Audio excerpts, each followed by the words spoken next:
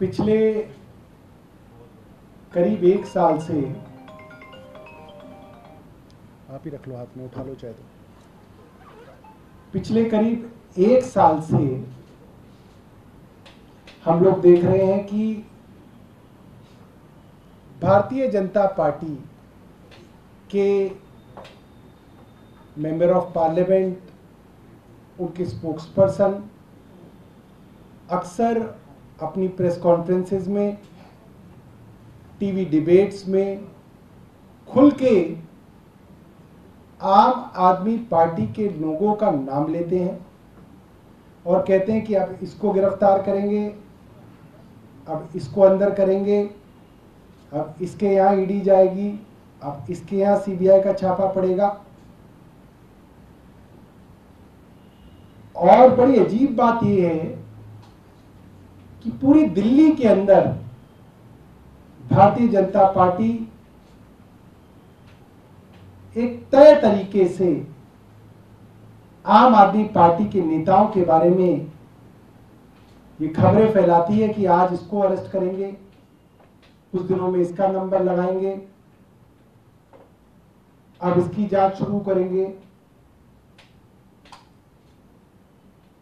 और जिस तरीके से संजय सिंह जी का पूरा प्रकरण सामने आया,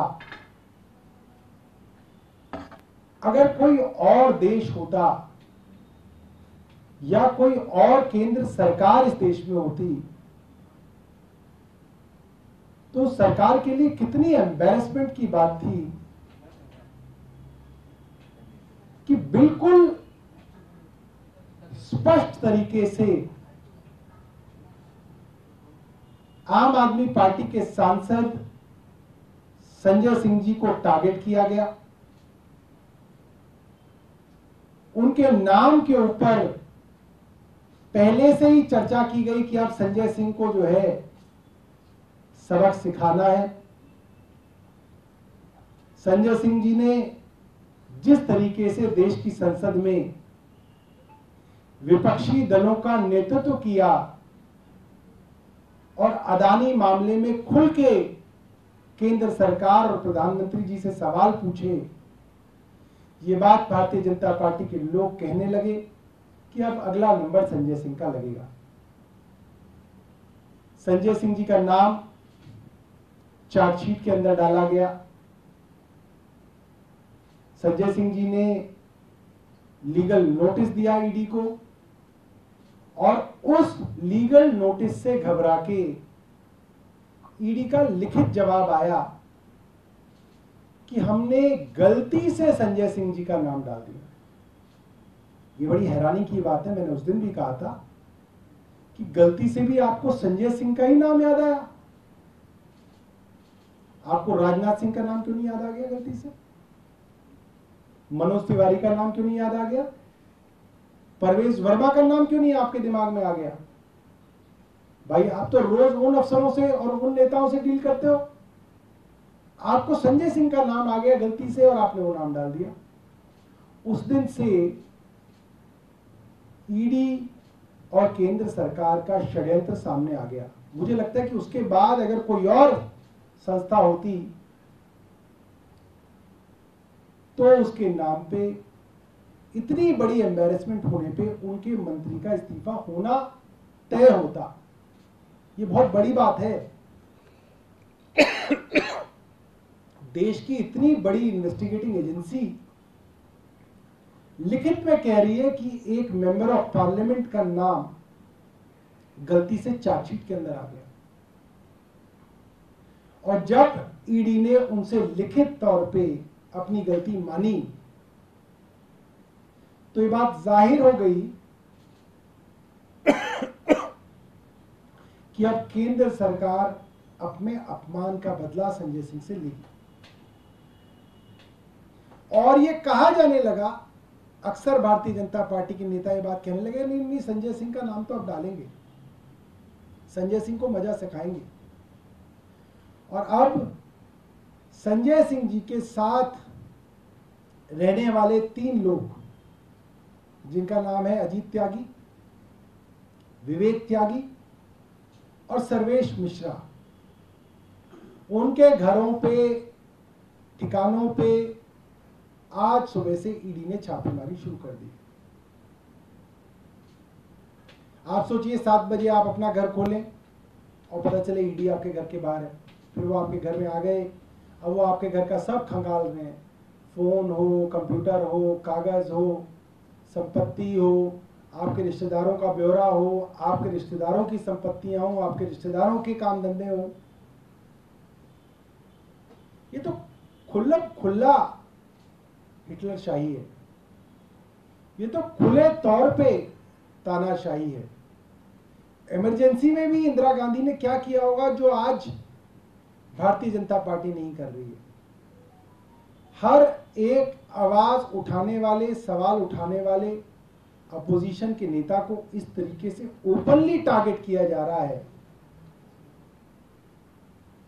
ये बड़ी हैरानी की बात है।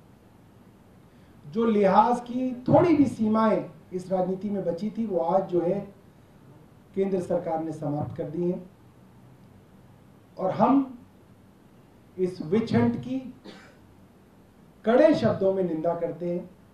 ये सीधा तौर पे बदले की कार्रवाई है, और इसके लिए हिंदी के अंदर मुहावरा है, खिसियानी बिल्ली खंबा नोचे। आपके पास चार्जशीट में बताने के लिए कुछ नहीं रहा, आपको नाम वापस लेना पड़ गया, लिखित में कहना पड़ गया, तो अब आपने उनके घर छापा मार दिया कि चलो कुछ तो मिलेगा, कहीं तो किसी को फंसाएंगे। ये मुझे लगता है कि ये बहुत गंभीर और एक खतरे की घंटी है पूरे देश के लिए। बहुत बहुत धन्यवाद। सर, प्रोसेस को लेकर चल रहा है, अधिकारी जो हैं, राजू सर आपने कहा भ्रष्टाचार के उनके पर आरोप लगे थे, काम से अलग कर दिया, तो उनकी तरफ से आदेश आया, फिर कल आपकी तरफ से आदेश आया, कहने की लगेगा कि नौकरशाह सरकारी चल रहा है, इससे काम से प्रभावित होगा।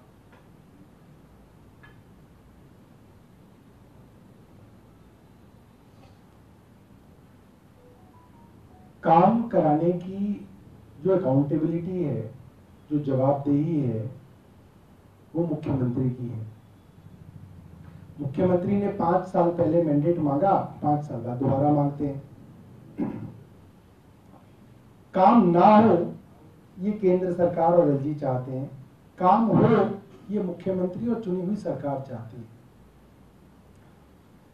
कई महीनों ये देखा गया कि ऐसे अफसर जिन्होंने काम रोके, पब्लिक को परेशान किया, सरकार की बदनामी की, उन लोगों को आज भी महत्वपूर्ण पदों के ऊपर रखा हुआ है, और जो अच्छे अफसर थे, जो अच्छा काम कर रहे थे, उनको उनके पद से एलजी साहब के आदेश में हटाया गया है। और ये जो पूरी की पूरी कवायद है कि सर्विसेज दोबारा से चुनी हुई सरकार से छीन ली जाए, वो इसीलिए है ताकि दिल्ली के काम ठप किए जाए, और वही कोशिश जो है एलजी साहब की और केंद्र सरकार की है। क्या ये अध्यादेश, क्योंकि आप खुद मंत्री हैं और आपके पास अध्यादेश आया है, क्या ये अध्यादेश कहता है, क्या इस तरीके का आदेश आप दे सकते हैं? और जो जिस तरीके सर्विसेज की बात कही गई थी, एक्सप्लेन किया गया था। देखिए, ये बाइट तो लंबी हो जाएगी, मैं सिर्फ अपने रिपोर्टर्स मित्रों को समझाने के लिए बता रहा हूं। किसी भी सरकार को जो हक मिले हैं, जो हमारे राइट्स हैं, जो मेरी पावर है, वो पावर हमें संविधान ने दी। वो पावर किसी और ने नहीं दी। पावर कहां से जनरेट हो रही है? सब अधिकारियों की, सब सरकारों की पावर जनरेट कहां से हो रही है? वो संविधान से हो रही है। पावर कहीं से आती है, डिराइव होती है, तो संविधान से वो पावर ड्रॉ करी जाती है।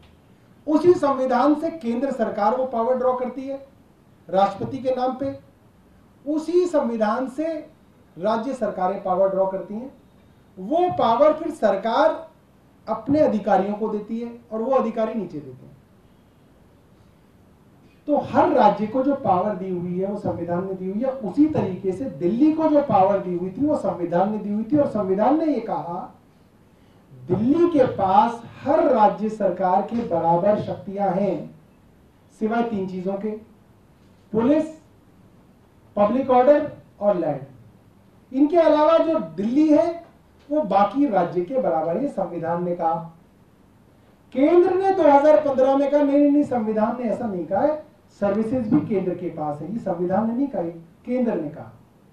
तो 2018 में सुप्रीम कोर्ट ने ये बात कही और 2023 में सुप्रीम कोर्ट ने बात दोबारा कही कि ये शक्तियां, सर्विसेज की शक्तियां दिल्ली सरकार के पास हमेशा से थी। आप इस बात को समझिए, सुप्रीम कोर्ट ने नहीं दी ये शक्ति। सुप्रीम कोर्ट ने कहा कि ये शक्तियां संविधान में हमेशा से थी दिल्ली सरकार के पास, लिहाजा ये शक्तियां ये इस्तेमाल करेंगे। ठीक है, तो जो शक्ति आ रही है ये सर्विसेज की, ये संविधान से आ रही है। अब सवाल ये आता है कि संविधान से जो शक्ति आई है, क्या उसको केंद्र सरकार एक ऑर्डिनेंस लाके, यानी कि एक ऑर्डर लाके चेंज कर सकती है? जवाब है नहीं। क्यों नहीं? क्योंकि अगर उत्तर प्रदेश के पास भी पुलिस है तो वो संविधान की वजह से। अगर महाराष्ट्र के अंदर या राजस्थान सरकार के पास पुलिस है, वो इसलिए है क्योंकि संविधान में स्टेट लिस्ट के अंदर पुलिस है और संविधान ने कहा है कि ये स्टेट लिस्ट में है, इसलिए ये राजस्थान की सरकार के पास है या छत्तीसगढ़ की सरकार के पास है या वेस्ट बंगाल की सरकार के पास है। आज अगर हम ये मान लें, मैं कहता हूं अगर हम ये केंद्र सरकार की वकीलों की दलील मान लें या केंद्र सरकार का झंडा उठाए जो अजय माकन दौड़ रहे हैं उनकी दलील मान लें कि आप एक कानून का ऑर्डिनेंस लाके, एक फरमान लाके, क्योंकि कानून नहीं है तो फरमान है, फरमान लाके किसी स्टेट की स्टेट लिस्ट की कोई एन्यूमरेटेड पावर आप ले सकते हैं, तो भैया फिर तो कल को वो एक ऑर्डिनेंस लाएंगे, वो वेस्ट बंगाल की पुलिस ले लेंगे। वही तो है, संविधान ने दी है, ऑर्डिनेंस ले ली। ये अजय माकन जहां कूद रहे हैं कर्नाटका में, एक ऑर्डिनेंस लाएंगे, वो कर्नाटका की पुलिस ले लेंगे। क्या करोगे? कोई है तर्क? मैं पूछना चाहता हूं अजय माकन और संदीप दीक्षित से, कोई तर्क हो तो बता दें। ये बहुत खतरे के संकेत हैं। मतलब ये छोटी बात नहीं है कि संविधान से दी हुई शक्ति आप ऑर्डिनेंस के नाम पे छल करके, कपट करके, एक नौटंकी करके छीन रहे हैं। कल को संविधान में ही तो है कि आपके 5 साल में इलेक्शन होंगे देश में। ये कोई भगवान ने कोई ना आकाशवाणी की हुई है, ये संविधान में है। बदल देंगे, कहेंगे नहीं होंगे, 5 साल में नहीं होंगे, 15-20 साल में जब मन करेगा तब होंगे। फिर क्या कर लोगे? ऐसा तो नहीं हो सकता ना। तो अब यही हो रहा है कि जो शक्ति आपके पास है ही नहीं, आप उस शक्ति का प्रयोग कर रहे हो या दुरुपयोग कर रहे हो जो केंद्र कर रहा है। ये ठीक उसी तरीके से है जैसे कर्नाटका कहने लगे कि महाराष्ट्र के ये जो जिले हैं ये हमारे हैं। कह सकता है कर्नाटका? कर्नाटका नहीं कह सकता। क्यों नहीं कह सकता? क्योंकि कर्नाटका के पास ये शक्ति नहीं है। कौन सा जिला किसके पास है ये कॉन्स्टिट्यूशन से फ्लो कर रहा है। एक राज्य कैसे तय कर सकता है? वो करने की कोशिश हो रही है और वो कह रहे नहीं हमने तय कर दिया तो ऐसे ही चलेगा, ऐसे ही मानो। तो इस तरह से है ये कोई भी आदमी जो ज्यूरिस्ट है और जिसने अपनी आत्मा नहीं बेची है वो ये बात आपको प्राइवेट में बता देगा कि जो केंद्र ने किया है वो सरासर छल है, कपट है और कुछ नहीं। सर लास्ट क्वेश्चन, क्रेडिट को लेकर भी बहुत चल रही है सर दिल्ली के अंदर। क्रेडिट को लेकर हाँ, काम कौन करा रहा है ये दिल्ली सरकार?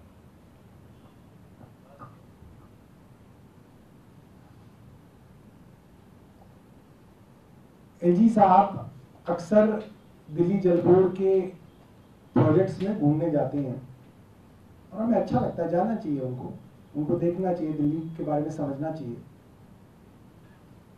मगर उनको अब ये आदत हो गई है कि पहली बार जाएंगे तो वहां डांटेंगे अफसरों को, चाहे काम कुछ भी हुआ हो, और दूसरी बार जाएंगे तो उसका क्रेडिट ले लेंगे, कहेंगे मैंने डांटा था इसलिए देखो ये काम हो गया। भाई साहब अगर आपकी डांट से काम हो रहा हो तो थोड़ा दिल्ली पुलिस को भी तो ठीक कर दो, थोड़ा डीडीए को ठीक कर दो जो आपके पास है सीधा। वहां क्यों नहीं आप जाके वो देते कि देखो मैं इस थाने में अक्टूबर में गया था, अब मैं इस थाने में इस महीने आया हूं, सब कुछ ठीक हो गया। प्रोजेक्ट दिल्ली सरकार का, बजट उसमें दिल्ली सरकार ने दिया, बजट में प्रावधान किया, तब जाके उसमें पैसा आया, दिल्ली विधानसभा से वो पास किया, उसके बाद हमने टेंडर लगाया, उसका वर्क ऑर्डर हुआ, उसमें काम चल रहा है बाकायदा, उसमें एक कॉन्ट्रैक्टर काम कर रहा है। एलजी साहब कह रहे हैं कि मैं भलसवा लेक पे गया था अक्टूबर में और मैं अब गया, धन्यवाद डीडीए। अरे भाई, मैंने कल वर्क ऑर्डर की कॉपी डाली। एलजी साहब तो मई 2022 में आए हैं दिल्ली में, वर्क ऑर्डर जनवरी 2022 का है, और डीडीए से काम करने की जो परमिशन मांगी वो हमने मई 2019 में मांगी। उसके बाद कोरोना आ गया 2020 में, 21 में, और 22 से वो काम फिर से शुरू हो गया। अब एलजी साहब कह रहे हो मैं करा रहा हूं, अब इसमें तो हम कुछ नहीं कर सकते। कल को योगी आदित्यनाथ कहीं पे घूमने आ जाए, बहुत बढ़िया बहुत बढ़िया, तो वो भी कह सकते हैं फिर तो कि मैंने करा दिया, तो कोई भी कह सकता है। भाई आपके पास जो काम है वो आप वो कराइए ना। उनके पास डीडीए है, उनके पास जो है पुलिस है, वो उसके अंदर काम कर रहा है, उसमें वो कुछ काम नहीं कर रहे हैं। जो काम अरविंद केजरीवाल की सरकार कर रही है, और मेरे को बड़ा दुख हुआ कि कल एलजी होने के नाते जो है उनको सब नहीं करना चाहिए था, बट मैंने तो सारे कागज डाल दिए उसके अंदर कि ये हमारा वर्क ऑर्डर है, ये डीडीए की परमिशन है जो हमने दी है, और ये हमारी फोटो है, हर स्टेज की हमने फोटो डाल दी कि दिल्ली जल बोर्ड ने वो काम किया है। अब वो एलजी साहब जो है उसका क्रेडिट लेने के फिराक में है, और वो बहुत गलत बात है कि एलजी ऑफिस का दुरुपयोग जो है वो कर रहे हैं, और ऐसा नहीं होना चाहिए। सर जी, आप लोग कोशिश कर रहे हैं कि एक मंच पर पूरा विपक्ष इकट्ठा हो, और आज वो होता हुआ भी दिखा जब कांग्रेस पार्टियों ने एक साथ लेटर लिख दिया है, लेकिन कांग्रेस के कुछ लीडर्स हैं जो लगातार कह रहे हैं कि आम आदमी पार्टी के साथ न खड़ा होना चाहिए, क्योंकि बहुत सारे बैकग्राउंडर्स भी वो गिना रहे हैं। सर, इसमें संदीप दीक्षित और अजय माकन का नाम प्रमुखता से। संदीप दीक्षित, अजय माकन, प्रताप सिंह बाजवा, उस संदर्भ में जब खड़गे वेणुगोपाल ने बोला था कि हम स्टेट यूनिट से बात करेंगे, वो सख्त लाइन उन्होंने आपके खिलाफ दी है कि इनका बिल्कुल भी साथ नहीं देना चाहिए। तो आप जो ऑर्डिनेंस पर एक विपक्ष को इकट्ठा करना चाह रहे हैं राज्यसभा में, जो कि सबसे बड़ा विपक्षी दल 31 सांसद है, कैसे आप इसको आगे बढ़ाएंगे, क्या आपकी रणनीति होगी? देखिए, कांग्रेस के अंदर की जो महाभारत है वो हम तो उसको निपटा नहीं सकते। वो महाभारत तो हर राज्य में है इनके यहाँ। पंजाब में महाभारत आपने देखी, कर्नाटका की अभी आप देख के चुके हो, राजस्थान की शुरू होने वाली है, तो वो महाभारत तो कांग्रेस को ही जो है निपटानी पड़ेगी। तो कांग्रेस उनसे निपटे। कांग्रेस का जो राष्ट्रीय नेतृत्व है वो जो फैसला लेना चाहे वो ले, वो स्वायत्त पार्टी है, उनको अपनी जो है स्ट्रेटेजी के हिसाब से देखना है, कहाँ उनका फायदा है, कहाँ उनका नुकसान है। हम उसे नहीं कह रहे कि अपना नुकसान कर लो हमारे लिए, नहीं, जहां उनको लगे देश का फायदा है, उनका फायदा, वो काम करें। लेकिन वे लोग कांग्रेस के मुख्यालय में बैठ के पीसी करते हैं, बयान देते हैं, आपको लगता है कि केंद्रीय नेतृत्व से अलग उनका मत है? हम हमारे मुख्यालय में तो पीसी कर नहीं पाएंगे, वो वहीं करेंगे। राष्ट्रीय नेतृत्व से अलग होकर वो बयान दे रहे हैं, आप ये कह रहे हैं, क्या उनका समर्थन है? अरे मैं बता तो रहा हूँ, कांग्रेस की महाभारत बहुत पुरानी है। वहां वो जो है वो सचिन पायलट जो है वहां के मुख्यमंत्री के खिलाफ पीसी कर रहे हैं, और मुख्यमंत्री जो है वो उनके खिलाफ कर रहे हैं। वहां एक अलग लेवल पे जो है वो ये महाभारत चल रही है। उसको हम, अब आप सोचे कि हम उनकी सॉल्व कर दें, हम नहीं कर पाएंगे, उन्हें खुद ही करनी पड़ेगी सॉल्व। राज्यसभा में कैसे आप करेंगे अगर ये अभी तक कांग्रेस स्टैंड ही नहीं ले पाई है, कंफ्यूज नजर आ रही है सर? नहीं, अगर कांग्रेस ले ही लिया, अगर कांग्रेस के 31 एमपीज आपके साथ आ भी गए, तब भी तो नंबर नहीं बनेंगे ना। नंबर बन जाए। You have to have everybody 145 नहीं। अरे मैडम, नंबर बनेगा तभी तो जा रहे हैं, घूम रहे हैं। अब थोड़ा तो फर्क है ना हमारी कैलकुलेशन में। हो सकता है कुछ आपको ना पता हो, हमारे साथ कुछ ऐसे लोग भी हों। 100% ऐसा ही तो होता है। बस। और ये तो एक ऑप्शन है, दूसरा ऑप्शन तो सुप्रीम कोर्ट है। But government may not bring the bill onto the floor of the house immediately. Like 6 months, not necessarily that it is going to do it very soon. 6 months तक wait कर सकते हैं, and by then whatever it wants it can do. ठीक है, वो तो उनकी अपनी स्ट्रैटेजी है, बट कोर्ट्स तो हैं। और कोई अजय माकन के विषय में देखो, हमारी वजह से उनको जिंदा होने का मौका मिल गया, वरना पड़ोसी भी नहीं जानता होगा कि यहाँ अजय माकन रहते हैं। हमारी वजह से देखो उनकी बाइट होने लगी, और क्या चाहिए? रोजगार तो दे रहे हैं हम।